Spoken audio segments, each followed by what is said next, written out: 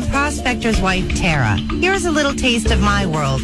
It's time for Prospector's Picky Pet Peeves on Rock 107. We all have to endure it once in a while.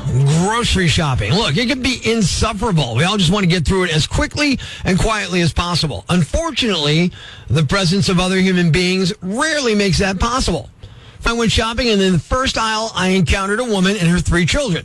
The kids were loud, unruly, running around and getting in the way, but this woman seemed to not even notice them. She never corrected them when they ran into other shoppers. She never stopped them from running around. In fact, judging from the fact that she let all 3 of her sex trophies grab one of those small customer in training carts, she encouraged their reckless behavior. Really? After about 4 aisles, I finally get away from the ADHD jacked up on Red Bull and crank family, only to come in contact with the blissfully unaware gentleman. You've seen them. For some reason, they act like they're the only people in the store. They take up the entire aisle, and they peruse every item on every shelf at the speed of a crippled tortoise. You can't get around them, and when you finally get too near them and you say, hey, excuse me, they don't hear you. Worse yet, they try and start talking to you. Hey, Yambag, I've been trying to get a loaf of bread that's 3 feet past you for 5 minutes. I don't want to converse with you. I want to murder you. Good Lord. Eventually, you make your way to the checkout and you get behind someone who has 97% of their order on the belt. There, ready to go. And just as the cashier asks for their shopper's card, realizes, I forgot the preparation H. Then they leave to go get it. WTF. It would be one thing if they came back before sundown, but invariably the cashier is done ringing and bagging their order, and Miss Hemorrhoids is still looking for something to calm the pain and itch. Yeah, so now you got to wait until she saunters back with the H, and for some reason, a box of peanut butter candy cakes, nacho cheese combos, and some orange soda. Thanks for thinking of the rest of us. We didn't need to check out or anything, you yam bag.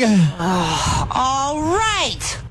You think that was bad? Try living with him. Love you, honey. Mean it.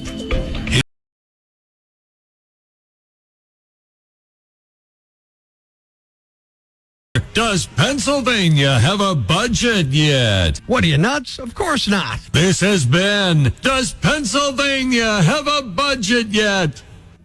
Northeast PA's Classic Rock, 7:31 on a Thursday morning, and Weezer there. Now, maybe you thought, yeah, we're doing great. Then you found out, I guess we could have been doing better. Good morning, it's Prospector Show on Rock 107. Now, Kate, when you grew up, were you poor, were you rich, were you somewhere in the middle? I'm going to say that I was in the middle. Okay. And if we were poor, my parents did a great job of not letting me know. See, that's wonderful when that happens. Like, now I thought we were okay, too. I'm like, yeah, we're comfortable. We're great. I didn't want for things. I got gifts. I got food. I got clothes. Cruised, thinking we had some money. But then my wife, Tara, was looking at pictures of me and my buddy Mike from when we were kids. And she saw our houses, and she was like, they were so tiny. How'd y'all fit there? And I'm like, yeah, we are definitely had tiny houses. That's when I realized we were probably poor as a kid growing up. So that's what we want to know today, right? Yes, I actually just need to talk about, I got a text from someone saying I knew that we were, when we were poor, that my dad was putting duct tape on the rust of the car. There you go. That's when I realized we were poor. I had to point that out. Some of these could be just frugal, too, but okay. That's amazing. I get that one. Anything else we got? Jill from your Facebook said, I just realized my family was poor when I discovered that I was an angel tree kid that my class was collecting holiday gifts for. Yeah, that'll tell you. Heading up the rock lines. That's bad. Rock 107, when you realized we were poor. No, Prospector. No. When I was growing up, I had 3 older sisters. I was the youngest boy. My first bicycle was a pink kick bike. That's how I knew we were poor. Hey, did it work? Yeah, it did work. There you go. But yeah, the first summer was horrible, though. I'm sure you got picked on by the boys in the neighborhood. As long as it works. It pedals. I can outrace you. That's what I'm telling you. Edward from your Twitter said, when my parents would buy me sweatpants for the winter, then cut them into shorts for the summer, those are the only clothing that I was wearing. Yeah. Hey, that's frugal and that's smart. There you go. I mean, that's a way to stretch that dollar, right? When I realized we were poor, texted in on the rock lines from Michelle in Thornhurst. Years ago, when my daughter was a child, she overheard a conversation that we had 2 TVs when I was a kid. And she said, Mom, I thought you were poor when you were little. I said, yeah, one for the picture, one for the sound. That's when you know you're poor. That's messed up. It is, absolutely. Bill from your Instagram said, you mean when 8 of us lived in a 2-bedroom, 1-bath, And an attic house? Yeah, there you go. I get that. There wasn't 8 of us, but it was very similar to that. On to the Rock Lines. Actually, open mic on this one, Rock 107. Hey, when I was a kid, I thought government cheese was just a fancy brand. That's when I knew I was poor. Now, I don't know if I believe that or if that's supposed to be a joke. Say what you will, I love government cheese. But it's just funny, I mean, did you really think that or is it a joke? Either way, happy to have that comment. Kimberly from our TikTok said, we lived in a house with 4 bedrooms, 1 bath until we added a second bath, 6 kids, 3 adults, and we really didn't have a name brand. We didn't have name brand stuff. In fact, we had 1 TV until it broke, and then no TV for a year. We had food, electric, and running water, but that's when I realized that we were poor. I don't know if I've ever gone without TV for like a day, let alone a year. God, good for them, I'm sure a lot of books were read, and they're probably much more intelligent than I am because of it. Melissa from your Facebook said, when I was sharing a room with my brother in bunk beds till our early teenhood and working at the age of 10 just to buy groceries, that's when I knew. All right, how you knew when you were poor or when you knew you were poor? Chris from Lake Ariel on the Rock Lines. Dad was a truck driver. He'd bring in the potatoes and the onions, and then we started having meals with hot dogs, potatoes, and beans. I thought we had it good, and everybody else was doing it. But then I had friends over, and he's like, well, what's this? How come you're eating this all the time? That's when I knew I was poor. Yeah, I get it, right? That sounds kind of nice, I'm not going to lie. I mean, he's getting food home. That's all that really matters, right? Texted from Jeremy. Back in the day, I came home to a fridge and counters packed with new groceries. Years later, I found out my grandmother and aunt brought us the food because my parents were struggling. That's when I realized we were poor. Oh, good family. Pitching in, though, man. Chris from our TikTok said, a Christmas present that I got one year was a Schwinn bike. It was my cousin's, and then another cousin's, and then mine.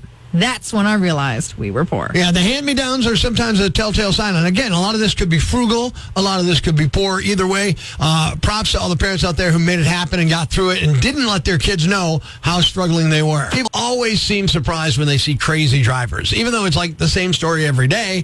Well, this explains it, maybe. Good morning. It's Prospector Show on Rock 107. According to a new survey from AAA, 96% of American drivers admit to performing at least one aggressive driving behavior in the past year. Now, Kate, that's stuff like running red lights, speeding, tailgating, honking, cutting off other vehicles on the road, stuff like that. Is there something about getting behind the wheel of a car that channels our inner D-bag? We think so, considering everything from today's list of top 5 other terrible things we do in our cars.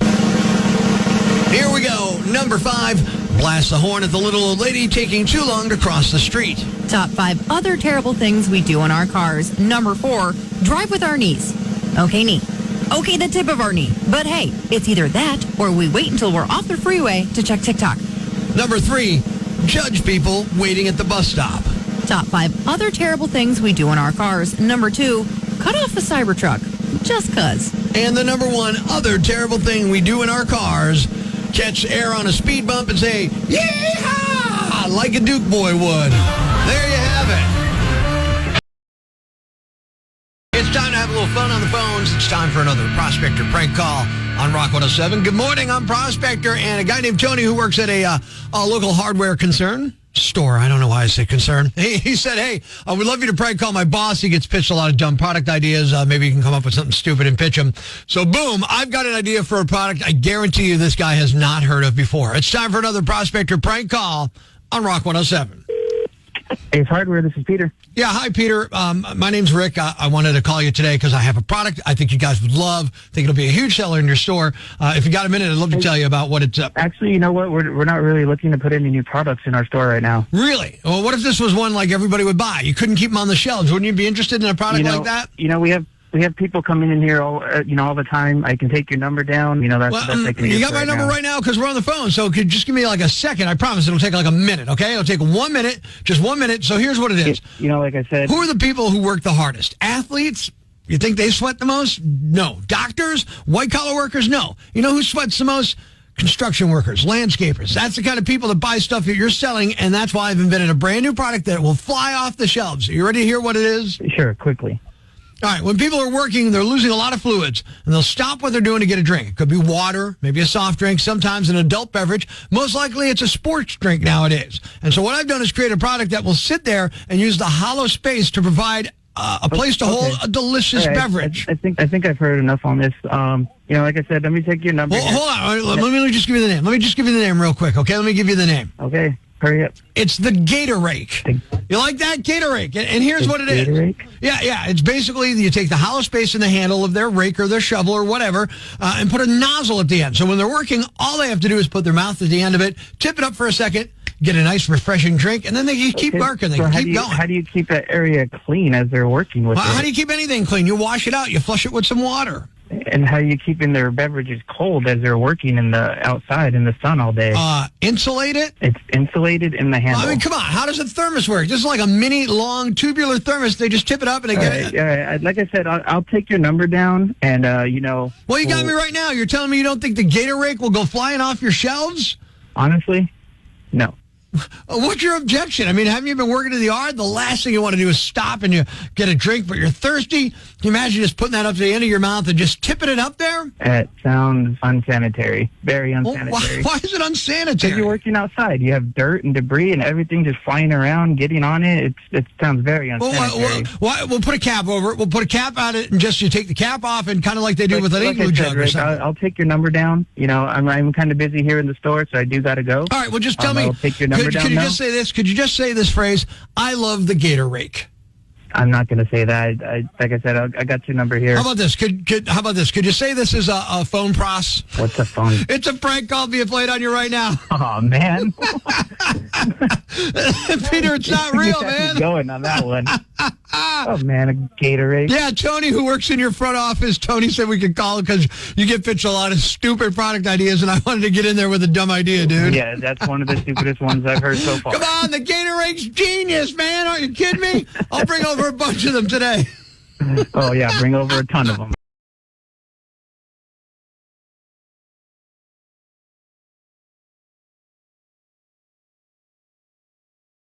Ladies and gentlemen, grab the kids, call your neighbors, and gather around the radio. It's now time to announce the winner of Prospector's Jam Bag of the Day, as decided by you at rock107.com. We uncover the most baffling, ridiculous, pathetic, cockeyed, laughable, preposterous blunders in the world of misdeeds. Nominee number 1. Same-day delivery services are convenient for food, last-minute toilet paper restocking, inflatable unicorns for spontaneous pool parties, things like that. But they're not ideal for procuring murder supplies.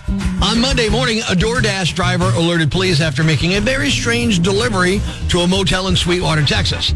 The complete list of items hasn't been released, but word has it the delivery included trash bags, zip ties, bleach, a hatchet, and more. I mean, that's fairly obvious. At least try to disguise it by adding that unicorn pool float or something. Police say a 42-year-old man named Neil Cooper placed an order on DoorDash for these kidnapping/murder tools. When cops showed up at the room, Neil refused to leave and warned officers he was armed. The cops forced their way in and found a hostage inside. The hostage was rescued. Neil was arrested for aggravated kidnapping, and there may be additional charges. It's unclear what he planned to do with the victim, but clearly it looks like it could have been a very bad situation. Nominee number 2.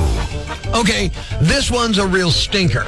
Alexander Paul Robertson Lewis, a 32-year-old assistant teacher in Florence, South Carolina, allegedly unleashed a month-long fart spray assault at West Florence High School, starting August 25th and ending September 19th. The foul odor came courtesy of an online bought spray that mimicked a barnyard mishap, had students and teachers coughing and reeling with nausea and dizziness. The Florence County Sheriff's Office says the prank cost the school about $55,000 to fix, as they had to work on the air system and then investigate the stench. Lewis was nabbed Friday, charged with disturbing schools and property damage over $10,000, and is now sitting in jail. The motive's still a mystery, and more charges may be coming. And the winner is the guy holding someone hostage who was caught because he DoorDashed his murder supplies.